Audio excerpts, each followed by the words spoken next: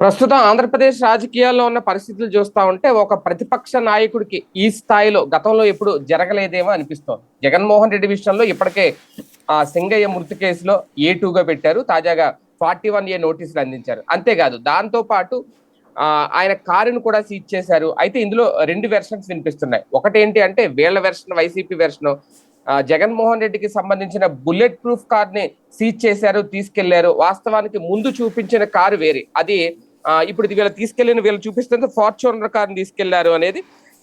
కానీ ముందు వాళ్ళు చెప్తున్నది టాటా సఫారీ కారు ఆ ఫోటోలో చూపించింది అనేది. వాస్తవానికి అది సఫారీ కార్ లాగానే అనిపించింది చూడడానికి. కాకపోతే ఇప్పుడు తీసుకెళ్లింది మాత్రం బుల్లెట్ ప్రూఫ్ కార్ తీసుకెళ్లారు. ఇది ఒక కుట్ర జరుగుతోంది అనేది. అంటే ఇప్పుడు ప్రజల వద్దకు వెళ్లకుండా జగన్మోహన్ రెడ్డి గారిని అడ్డుకునే కుట్ర అధికారికంగా జరుగుతోందా, లేదా ఈ కేసులో జగన్మోహన్ రెడ్డిని విచారణకి పిలిచే అవకాశం ఉందా? 41A నోటీసులు జగన్మోహన్ రెడ్డి గారికి కూడా ఇచ్చారా, మొత్తం అందులో మిగిలిన వాళ్ళకైతే ఇచ్చారు అనేది, వాళ్ళకి కూడా ఇచ్చారనేది ఆంధ్రజ్యోతి వెర్షన్. వీటన్ని మీద చర్చించే ప్రయత్నం చేద్దాం. సార్, ఒక రకంగా ఓవరాల్ గా చూసుకుంటే ఈ నోటీసులు ఇవ్వడం ఇదంతా ఒక చక్రబంధనంలో బిగించేస్తున్నారా జగన్మోహన్ రెడ్డిని? అది ఇంట్లోనే ఉంచుతారా, లేదంటే జైల్లో తీసుకెళ్లి కూర్చోబెడతారా, బయట తిరగనివ్వకుండా చేస్తారా అనేది రకరకాల ప్రశ్నలు. ఈ కేసు విషయంలో ముందు ఆ వాహన సీజ్కి సంబంధించి రెండు వెర్షన్స్ వినిపిస్తున్నాయి. ఎలా చూడాలి, ఏది నిజం? బేసిక్గా ఇందులో ఒక ఇంటెన్షనల్ ఇష్యూ ఇది.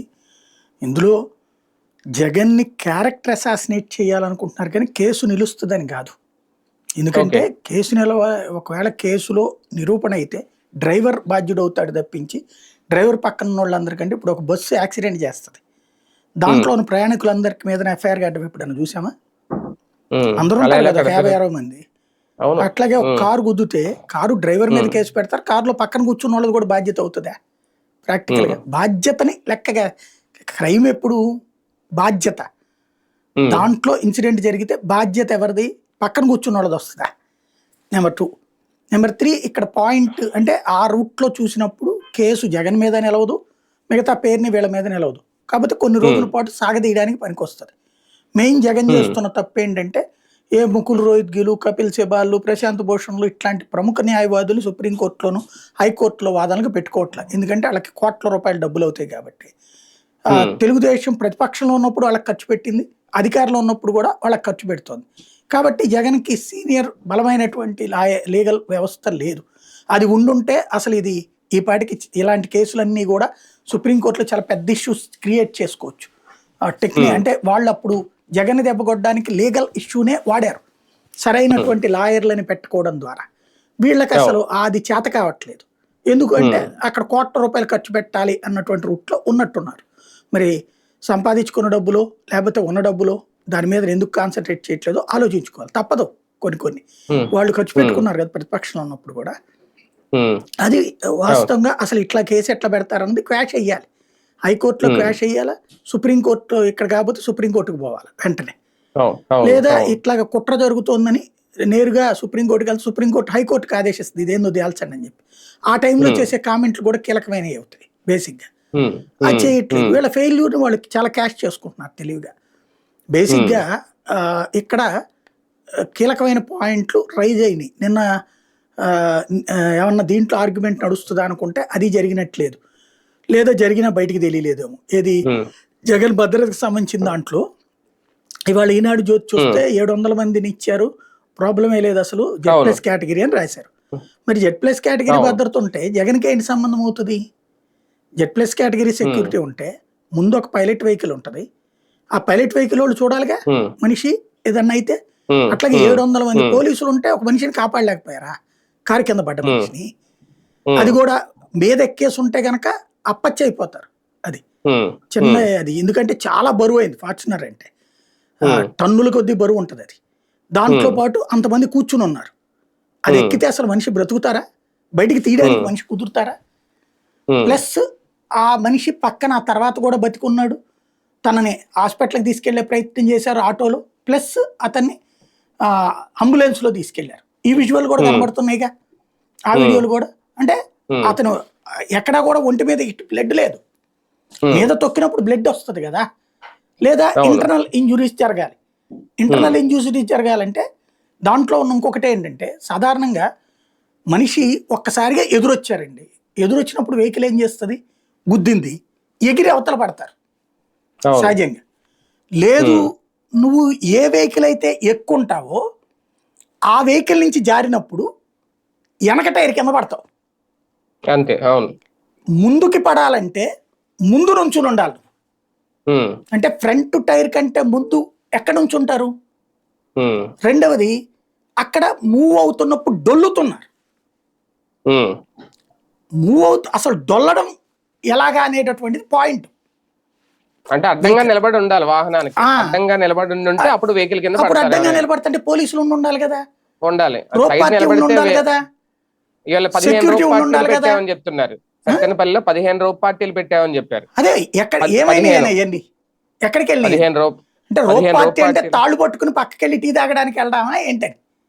ఏం మరి అదే తెలియాలి. రోప్ పార్టీ అంటే ఏంటి మనం చూస్తాం కదా, ఇన్ని సంవత్సరాల నుంచి మనం చూడలేదా, లేదా జనం అవును. చూడలేదు. ఇప్పుడు చంద్రబాబు గారు వెళ్తారు, లేదా పవన్ కళ్యాణ్ గారు ఇప్పుడు వెళ్తున్నారు, రోప్ పార్టీ లేదా, చుట్టూతో తాడు కట్టుకుని నుంచోదా, మీదకి అవును. రాకుండా ఆపదా అది.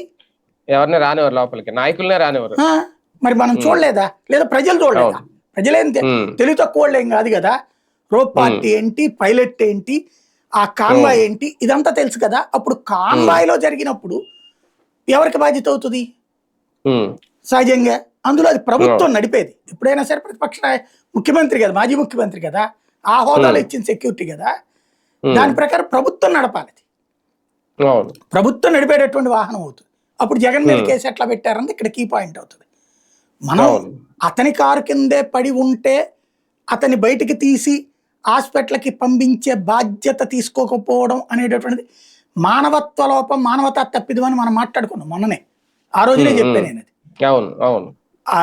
ఖచ్చితంగా అది కనుక తెలిసి చేస్తే తప్పే అన్నటువంటి. అవును. ఖచ్చితంగా తెలిసి చేశారా లేదా అనేటటువంటిది ఇక్కడ పాయింట్ స్పష్టత రావట్లేదు. ఎందుకంటే అదే జరుగుంటే అసలు ఆ రోజునే వీడియో బయటకు వచ్చేది. ఏది తెలిసి జరుగుంటే మీడియా అంతా ఉంది కదా, ప్లస్ అయ్యేది 3-4 రోజుల తర్వాత బయటికి రావడం అన్నటువంటిది. అది కూడా ఎవరిచ్చారో కూడా తెలియలే బేసిక్. ఆ ఫుటేజ్ ఎలా వచ్చింది, ప్లస్ ఆ డొల్లుకుంటూ వెళ్ళేటటువంటి విజువల్, ఇది కన్ఫ్యూజన్ గా ఉంది. ఇలాంటి సందర్భంలో బేసిక్ గా ఒకటి ఇక్కడ కనబడుతున్నది ఏంటంటే, జగన్ని సభలకి పోనీయకుండా కంట్రోల్ చేయడానికి ఒకటి, ఎక్కడ ప్రోగ్రాం పెట్టినా ఇన్ఛార్జి అక్కడ ముఖ్యమైన 15-25 మంది మీద కేసులు పెట్టారు. లైక్ సత్యసాయి జిల్లాలో తోపుదుర్తి దగ్గర నుంచి లెక్కేసుకుంటే, గుంటూరు జిల్లాలో మిర్చి యార్డు మీద కేసు దగ్గర నుంచి చూసుకుంటే, పొదిలి దగ్గర కేసు దగ్గర నుంచి చూసుకుంటే, సత్తెనపల్లి దాకా ఇన్ని కేసు. ప్రతి చోట జగన్ వెళ్ళిన ప్రతిసారి 25 మంది మీద కేసులు ఉంటాయి. కనీసం 10 మందిని అరెస్ట్ చేసి జైల్లో పెడతారు. జైళ్లలో దాదాపుగా వైఎస్ఆర్ కాంగ్రెస్ పార్టీ వాళ్ళే 50-60% ఉన్నారట అన్ని జైళ్ళు కూడా లెక్క చూసుకుంటే కనుక. ఆ టైప్ లో నడుస్తున్నది అక్కడ సిచ్యుయేషన్.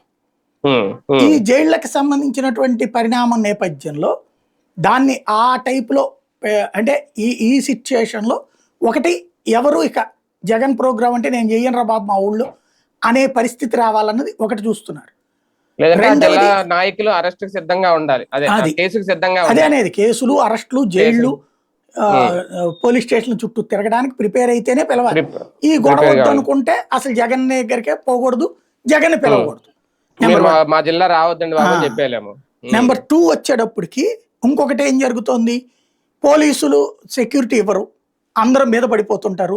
జగన్కే తన ప్రాణాల మీద తనకే భయం వేసి, కార్యకర్తలు ముసుగులు ఎవడన్నా వచ్చేదన్నా చేస్తాడేమో అని భయం వేసి జగనే టూర్ లాగిపోవాలి. అంతే. ఇది నెంబర్ 2. నెంబర్ 3 వచ్చేటప్పటికి దాన్ని అడ్డుపెట్టి, జగన్ దగ్గర కంట్రోల్ ఉండట్లేదు అని అడ్డుపెట్టి రేపు ప్రభుత్వమే నిషేధించాలి, 150 మందికి మించి వెళ్ళకూడదు జగన్ అనేటటువంటి ఆర్డర్లు వేయాలి. ఇది నెంబర్ 3. నెంబర్ 3 అది. నెంబర్ 4 వచ్చేటప్పటికి ఇప్పుడు బుల్లెట్ ప్రూఫ్ వెహికలే తీసేసుకున్నారు. మళ్ళీ జగన్ వెహికల్ అది ఆర్డర్ ఇచ్చి తెప్పించుకుని కొని తయారు చేయించుకుని, ఏంటి ఫార్చునర్ డైరెక్ట్ బుల్లెట్ ప్రూఫ్ ఉండదు కదా, కొన్ని చేయించుకోవాలి. అదంతా చేయించుకునేవాడికి 5-6 నెలలు పడుతుంది. అంటే 5-6 నెలలు జగన్ టూర్లు క్యాన్సిల్, లేదా జగన్ వేరే వెహికల్ వెళ్తాడా. ప్రస్తుతానికైతే వెళ్ళనీయకుండా బయటికి పోనీయకుండా చూసేటటువంటి ఎత్తుగడ. వేరే వెహికల్ వెళ్ళినా మళ్ళీ అది ప్రమాదమే కదా, అది ఇబ్బంది. అప్పుడు వెళ్ళాడు అనుకోండి, ఒక 5-6 నెలల తర్వాత జగన్ బుల్లెట్ ప్రూఫ్ పర్మిషన్ ఇవ్వరు. అదేమంటే 6 నెలల్లో ఏం ప్రాబ్లం లేదు కదా అని చెప్తారు. మళ్ళీ అదొకటే. బేసిక్ గా ఇంతకు ముందు అనుకున్నట్టు జగన్ ఈ 4 ఏళ్ళు తను బ్రతికొండడానికి చూసుకోవాలి. ఆ తర్వాత తను గెలిపిస్తారు లేదా జనం చూసుకుంటారు. అవును. ప్రస్తుతానికి ఆ విధమైన కాన్సెప్టే నడుస్తుంది ఇక్కడ. కానీ 41A నోటీసుల ప్రకారం ఇప్పుడు జగన్మోహన్ రెడ్డిని కూడా విచారణకు పిలవబోతున్నారు. చూడాలి, పిలవచ్చేమో. పిలిస్తే వచ్చి 41A నోటీసులో 2 కోణాలు ఉంది.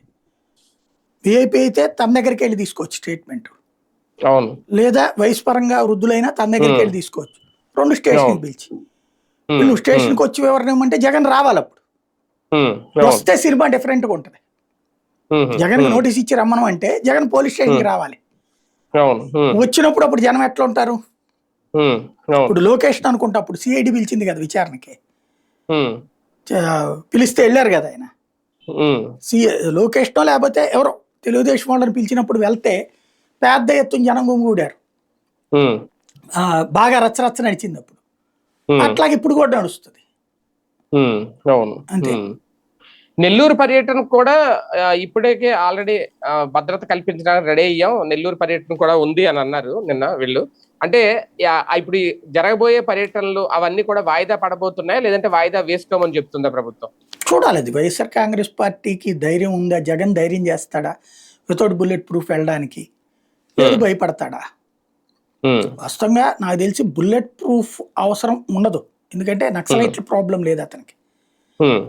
అతనికి ప్రాబ్లం 2 రకాలుగా ఉంటది.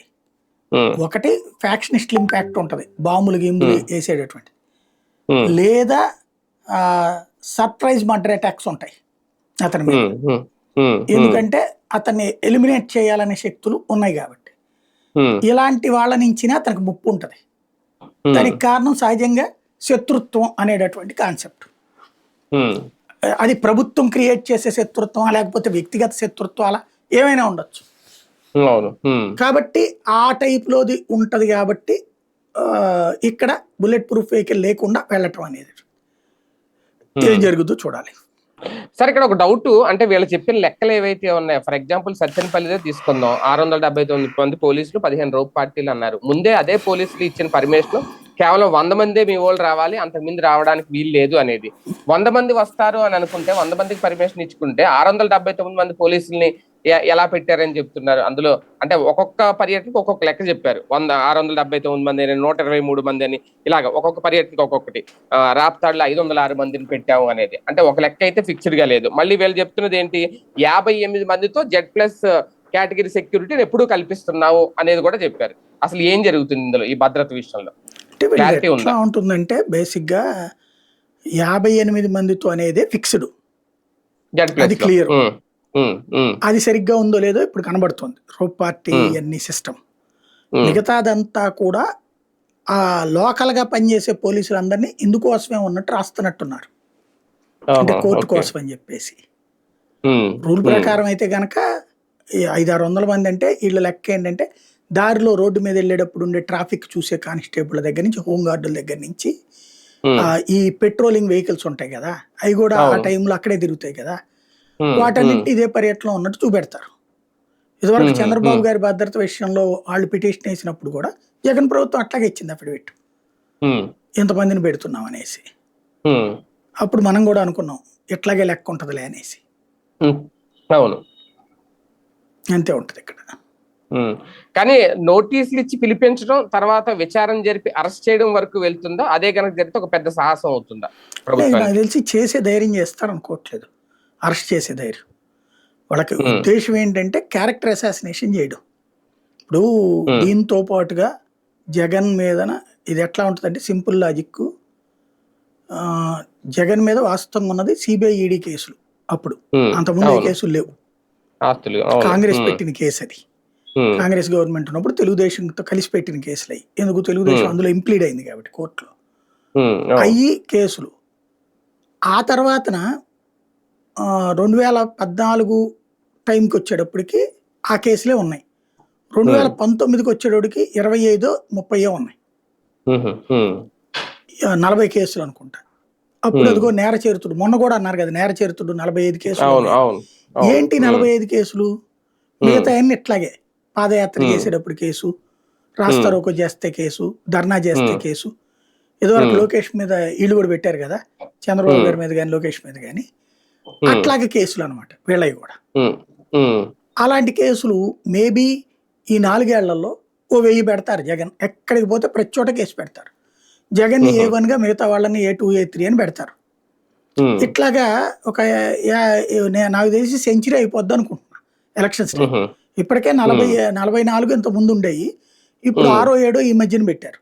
ఇప్పటికి హాఫ్ సెంచరీ దగ్గరకు వచ్చినట్టున్నాడు. దగ్గరకు వచ్చాడు, లేకపోతే హాఫ్ సెంచరీ అయిపోయింది. జగన్ లెక్కేసుకోవాలి ఒకసారి, తనే లెక్కేసి చెప్తే బెటర్ ఎన్ని కేసులు అనేది.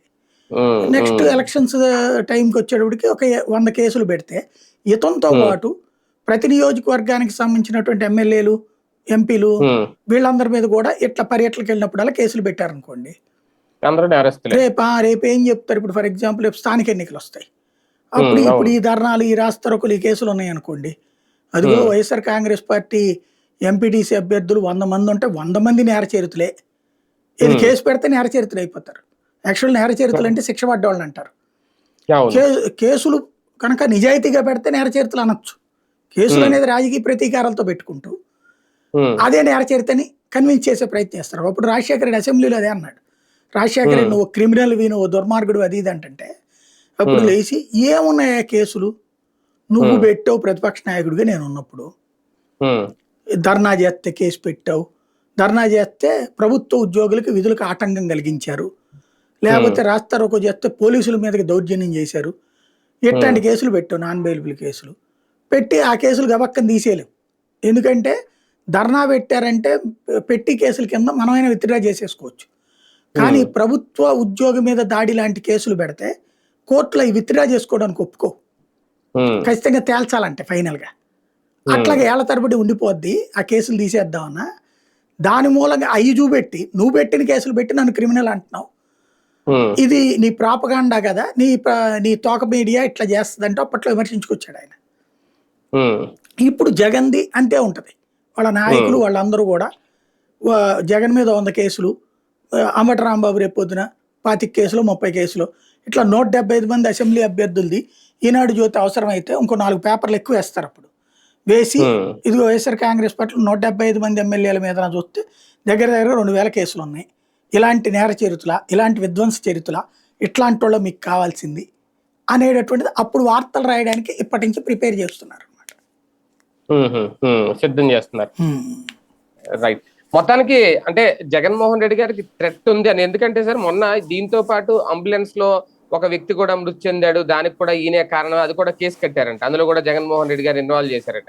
అంటే ఈ కేసులు మీరు అన్నట్టు పెరగడం ఒకటి, ఏదో కేసులో ఎందుకు అరెస్ట్ చేయరు, ఎందుకు అరెస్ట్ చేయకూడదు అని కూడా యాంగిల్లో ఉందా ప్రభుత్వం? అరెస్ట్ చెయ్యాలన్న ఉద్దేశం లేదు, అరెస్ట్ చేసేస్తే సింపతి వస్తుంది. అరెస్ట్ చెయ్యబోతున్నారు అన్న ఒక భయాన్ని కల్పించడం, నిరంతరం టెన్షన్ క్రియేట్ చేయడం.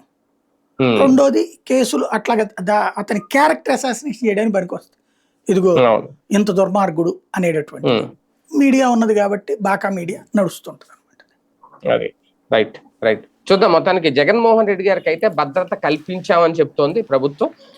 Z+ కేటగిరీ సెక్యూరిటీ కూడా ఇచ్చాము, ఎక్కడికక్కడ పర్యటనలకి 100,000 మంది పోలీసుల్ని, రోప్ టీములను కూడా పెడుతున్నాము అని చెప్తున్నారు. కాకపోతే ఇక్కడ వీళ్ళు చెప్పేది ఇదే, వాళ్ళ సొంత కార్యకర్తలే వాళ్ళే రౌడీల్లాగా గోండాల్లాగా మారుతున్నారు, వాళ్ళతోనే థ్రెట్ ఉందేమో జగన్మోహన్ రెడ్డికి అనే కొత్త కోణం కూడా తీసుకొస్తారు. మరి 41A నోటీసుల ప్రకారం విచారణ పిలుస్తారా, లేదంటే విచారిస్తారా, తర్వాత అరెస్ట్ చేస్తారా? చూద్దాం.